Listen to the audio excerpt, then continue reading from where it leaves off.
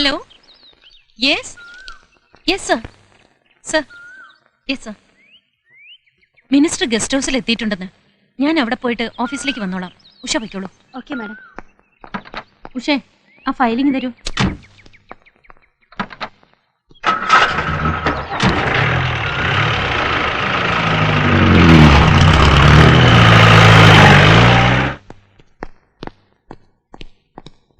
Madam, minister വരാൻ അല്പം വൈകും.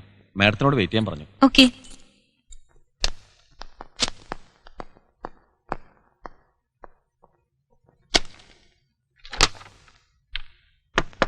Yes, come in.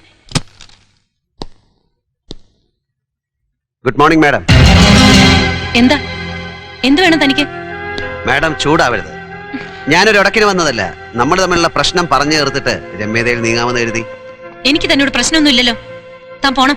പോകാം മാഡം. ഇനി എന്നെയും എന്റെ കൂടെയുള്ളവരെയും മാഡം ദ്രോഹിക്കില്ലെന്ന് ഉറപ്പ് തരണം.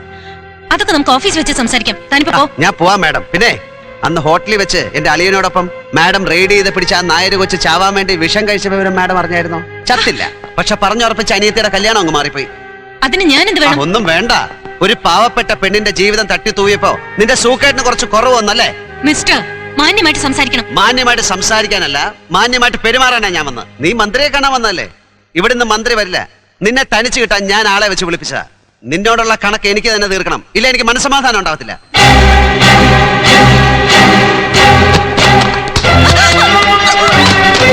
ഇപ്പൊ നിന്നെ വേണം എനിക്ക് എന്തും ചെയ്യാം. പക്ഷേ അത്രയും ചെറ്റത്തരം ഒന്നും ജിമ്മി ചെയ്യത്തില്ല.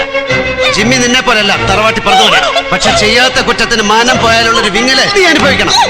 പാവപ്പെട്ട ഒരു പെണ്ണിന്റെ കണ്ണീരിനുള്ള മറുപടി ആയത്. എടുത്തോ, ഫോട്ടോ എടുത്തോ. എന്റെ ആംഗിൾ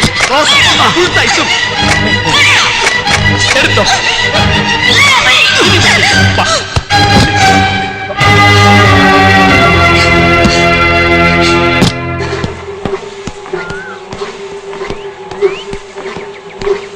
ജിമ്മി, ഇങ്ങ വന്നടാ.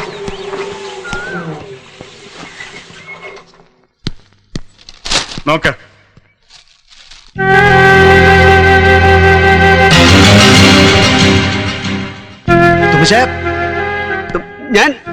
ഞാനിത് അറിഞ്ഞതല്ല. പത്രക്കാർക്ക് ഇത് കൊടുത്തത് ഞാനല്ല. ജിമ്മി, നമ്മൾ നെറുവുകേടുകൾ കാണിച്ചിട്ടുണ്ട്. പക്ഷേ ഇത് കർത്താവിന് നിരക്കാത്തതാ. എടാ, നമ്മുടെ ലിസാമോക്ക് ഇങ്ങനെ ഒരു അവസ്ഥ ഉണ്ടായാലോ എന്ന് നീ ആലോചിച്ചില്ല. ആ പെങ്കുച്ചിനുമുണ്ട് ഒരു വീടും അപ്പനും അമ്മയും കൂടപ്പുറപ്പുകളെല്ലാം. അവൾ ഇനി എങ്ങനെ അവരുടെ മുഖത്ത് നോക്കും? കാക്കി IPS ഒക്കെ ഉണ്ടെങ്കിൽ അവളൊരു പെണ്ണാണ്. ഈ സമൂഹത്തിൽ ജീവിക്കുന്ന ഒരു പെണ്ണ്.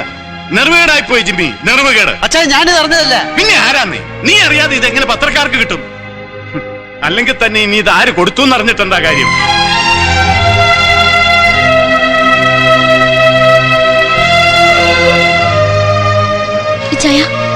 സത്യമാണോ ഇതൊക്കെ?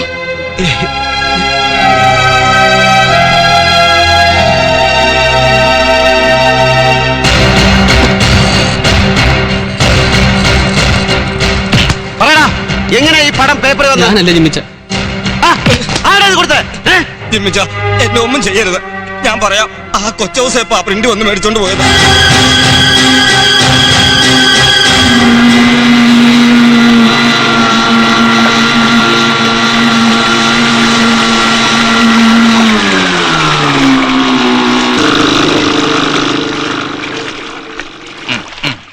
എന്താ സാറേ, ഗുലാനെ വെട്ടിയോ? ഗുലാനോ?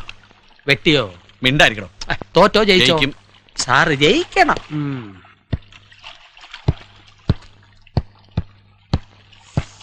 എന്താ ജിമ്മി? എന്നാലും നിന്നെ സമ്മതിച്ചിരിക്കുന്നു. ഞാൻ കോരാ സാറിനോട് പറഞ്ഞോണ്ടിരിക്കുവായിരുന്നു. IPS ആയാലും ജില്ലാ കളക്ടർ ആയാലും പുരുഷന്റെ ബലിഷ്ഠമായ കരവലയങ്ങൾ ഒതുങ്ങി കഴിഞ്ഞാ പിന്നെ അങ്കുശമില്ലാത്ത ചാബല്യമേ. സാറ് കളിച്ചോണ്ടിരി, ഞാനത് സമ്പന്നമാവട്ടെ. എന്നതാ സ്വകാര്യം? താനാണ് ഈ ഫോട്ടോ പത്രത്തിൽ കൊടുത്തത്? ഇത് വെറും 50 കോപ്പി അടിക്കുന്ന മഞ്ഞ പത്രം ഇല്ലയോ? ചുമ്മാ അവക്കിട്ട് വരട്ടെ, ഇരിക്കട്ടെ.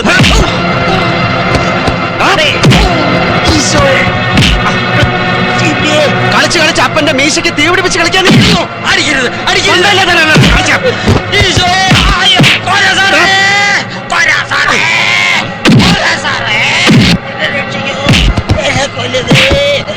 ജിമ്മി, എന്താ തന്തയില്ലാത്തല്ലേ സാറേ ഇവൻ കാണിച്ചത്? അച്ചടിക്കാൻ പറ്റില്ല എന്ന് പറഞ്ഞ പത്രത്തിന്റെ ചീഫ് എഡിറ്ററെ ഭീഷണിപ്പെടുത്തിയ ഇവൻ അച്ചടിപ്പിച്ചത്. ഒരു വാക്ക് നീ എന്നോട് ചോദിച്ചോ? തന്തയില്ലാത്തല്ലേ കാണിച്ചത്? കളി എനിക്ക് ജിമ്മി, ഞാൻ പറയുന്നത് കേക്ക്. നീ ഇങ്ങ് വന്നേ, ഞാൻ പറയട്ടെ. ഒടിഞ്ഞോ? ജിമ്മി പോട്ടെ, സംഭവിച്ചത് സംഭവിച്ചു. പത്രം അധികം ഒന്നും പുറത്തിറങ്ങിയിട്ടില്ല. കാലത്തെ തന്നെ അത് മേടിച്ച് കത്തിച്ച് കളയാൻ ഞാൻ ആൾക്കാരെ ഏർപ്പാടാക്കിയിട്ടുണ്ടായിരുന്നു. കാര്യം 10,000 or 1,000 കോപ്പി അടിക്കുന്ന പത്രമാണെന്ന് പറഞ്ഞാലും ജിമ്മിച്ചൻ ഇലക്ഷന് നിൽക്കാൻ പോകുന്ന സ്ഥാനാർത്ഥിയല്ലേ. എന്തായാലും ഏതായാലും എണ്ണം കെട്ട ഏർപ്പാടായി പോയി സാറേ. പോട്ടെ, വിട്ടുകളാ.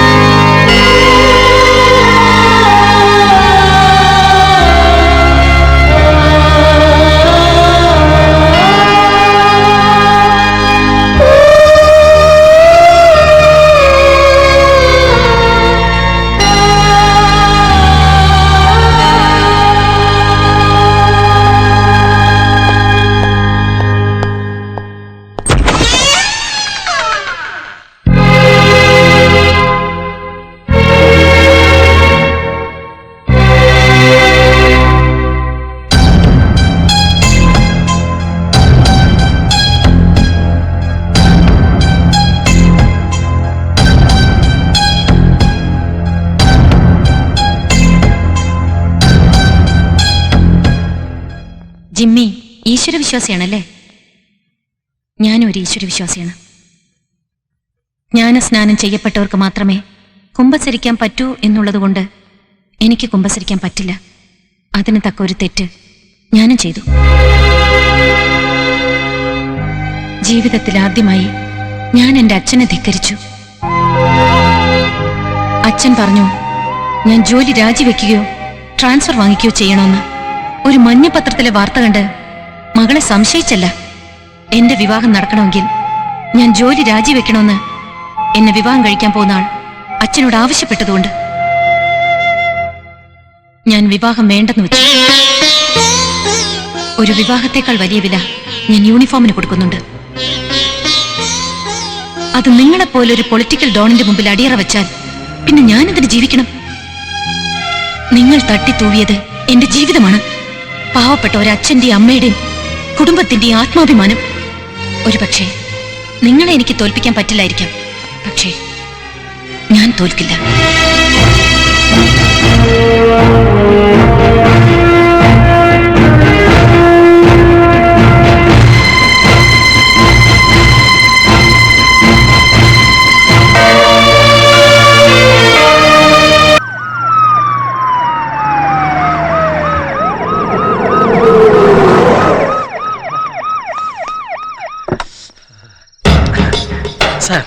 സാർ എന്തിന് ഭയക്കണം?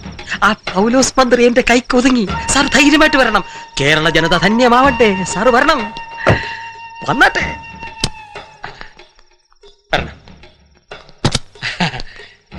എന്റെ ദൗത്യത്തിൽ കാര്യം നമ്മൾ തമ്മിൽ അഭിപ്രായ വ്യത്യാസമൊക്കെ ഉണ്ട്.